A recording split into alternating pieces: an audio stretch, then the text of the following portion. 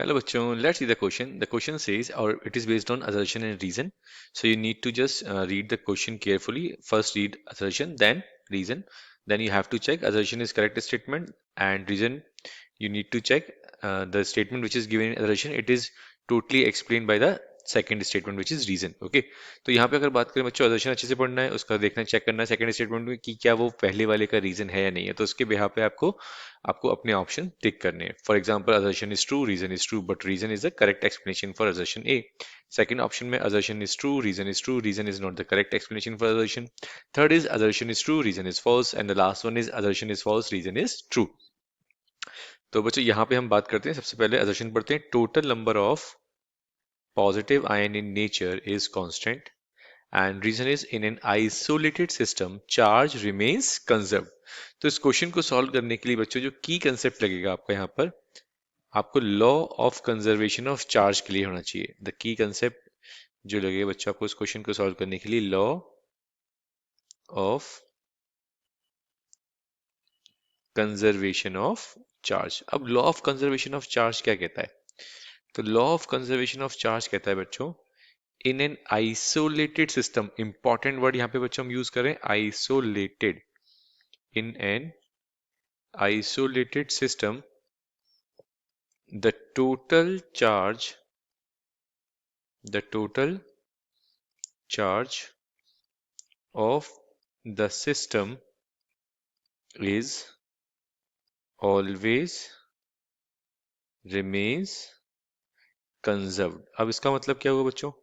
इसका मतलब हुआ अगर आपके पास एक आइसोलेटेड सिस्टम है जहां पर, what is mean by isolated, इसका मतलब ना तो कोई चार्ज बाहर से आ सकता है ना ही कोई चार्ज अंदर से बाहर जा सकता है। फॉर एग्जांपल ये एक सिस्टम ले लिया मैंने, ठीक है, यहाँ पे 2 कूलम चार्ज है प्लस का, यहाँ पे -3 कूलम चार्ज है, यहाँ पे +4 कूलम चार्ज है। तो बाहर से कोई चार्ज नहीं सकता और ये वाला चार्ज बाहर नहीं जा सकता। तो ऐसे सिस्टम को हम बच्चों बोलते हैं आइसोलेटेड सिस्टम। तो ये यहाँ पे लगेगा, ठीक है। तो यहाँ पे अगर असर्शन की बात करें बच्चों, तो असर्शन में क्या बोल रहा है बच्चों? वो असर्शन में बोल रहा है जो टोटल पॉजिटिव चार्ज है यूनिवर्स का वो कांस्टेंट होगा। अब यहाँ पे इंडिविजुअली डिफाइन कर दिया गया है बच्चों पॉजिटिव। सबसे इंपॉर्टेंट चीज, टोटल चार्ज वर्ड यूज नहीं किया यहाँ पे वर्ड यूज किया गया है पॉजिटिव। तो पॉजिटिव चार्ज कांस्टेंट नहीं हो सकता, क्योंकि अगर सपोज करो दो बॉडी आपस में इंटरेक्ट करेंगी तो चार्ज का क्या होता है? ट्रांसफर होता है, ठीक है। अगर चार्ज ट्रांसफर होगा तो वो कांस्टेंट नहीं हो पाएगा। अगर बोलता है कि पॉजिटिव और नेगेटिव चार्ज जितने भी हैं अगर वो कांस्टेंट है, दैट इज ट्रू। तो असर्शन क्या हो गया बच्चों हमारे यहाँ पर?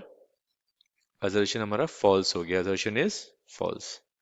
बट जो रीजन है बच्चों, वो स्टेटमेंट जो है सेकंड वाली वो ठीक है। इन an isolated system charge remains conserve. जो हमारी आइसोलेटेड सिस्टम की अगर हम बात करें, जैसे मैंने अभी लिखा भी था, इन एन आइसोलेटेड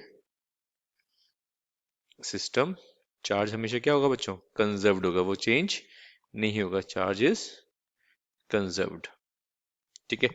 एक सपोज करो एग्जांपल लेता हूँ यहाँ पर, यहाँ +2 कूलम है, यहाँ -3 कूलम है। अब सपोज करो यहाँ से 1 कूलम चार्ज चला गया, तो यहाँ पे जब 1 कूलम चार्ज जाएगा तो यहाँ पे बचा 1 कूलम, ठीक है। और यहाँ 1 कूलम चार्ज एक्स्ट्रा हो गया तो यहाँ कितना हो गया? सपोज करो प्लस और माइनस ये हो गया 4 कूलम। तो अभी भी 1 और -4 कितना बचा बच्चों? माइनस का 3 कूलम। पहले भी कितना था बच्चों यहाँ पे? +2 और -3। जस्ट अ सेकेंड, एक बार चेक कर लेते हैं कैलकुलेशन में, एक बार देख लेते हैं, एक बार दोबारा मैं रेफर बनाता हूँ उसको। सपोज करो बच्चों यहाँ पर एक आइसोलेट सिस्टम है, ये +2 कूलम चार्ज है और ये ओके। तो यहाँ पे देखा बच्चों हमने +2 कूलम -कूलम कितना, -3 कूलम कितना बचा बच्चों यहाँ पर? यहाँ बचा हमारे पास -1 कूलम का चार्ज, ठीक है। अब मैंने यहाँ से एक इलेक्ट्रॉन को निकाल दिया, सपोज करो 1 कूलम चार्ज निकाल दिया, तो यहाँ पे कितना बचा? यहाँ बचा सर +1 कूलम, ठीक है। अब यहाँ पे अगर 1 कूलम चार्ज चला गया तो वो किसके पास गया? वो किसके पास गया बच्चों? इस 3 कूलम वाले के पास। अब +1 में से यहाँ पे एक माइनस जाएगा तो कितना हो जाएगा बच्चों यहाँ पर? -2 कूलम। अब अगेन -2 + 1 कितना हो गया? -1 कूलम चार्ज। तो इसका मतलब क्या हो गया बच्चों? यहाँ पे नेट चार्ज हमेशा क्या रहेगा बच्चों हमारा? ओवरऑल चार्ज हमेशा क्या रहेगा बच्चों यहाँ पर? कांस्टेंट रहेगा। ये बेसिक चीज आपको समझनी है। तो एक बार ऑप्शन देख लेते हैं बच्चों। तो first option assertion is true, reason is true, assertion तो सही है ही नहीं है बच्चों, तो फर्स्ट ऑप्शन तो नहीं होगा हमारा। असर्शन इज ट्रू नहीं होगा हमारा सही, ठीक है। और थर्ड ऑप्शन की बात करें, assertion is true reason is false, assertion तो ट्रू है ही नहीं है, assertion is false yes, but reason is true, reason जो है वो ठीक है बट असर्शन जो है वो हमारा फॉल्स स्टेटमेंट है, ठीक है। तो इस वजह से बच्चों हमारा करेक्ट ऑप्शन क्या हो जाएगा, fourth. So correct option is, so the correct option is fourth one. I hope you understood well, best of luck बच्चों।